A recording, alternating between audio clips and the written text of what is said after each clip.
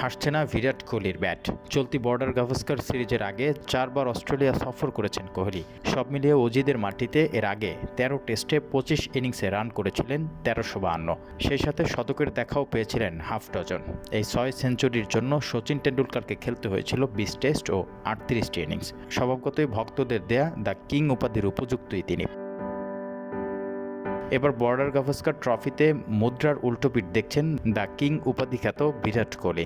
যদিও পার্থে সিরিজের প্রথম টেস্টের দ্বিতীয় ইনিংসে অপরাজিত 100 রানের ইনিংস খেলেছিলেন, কিন্তু বাকিটা চলতি সিরিজে এ পর্যন্ত খেলা বাকি ইনিংসগুলোতে কোহলির রান যথাক্রমে 5, 7, 11, 3, 36, 5 ও 17।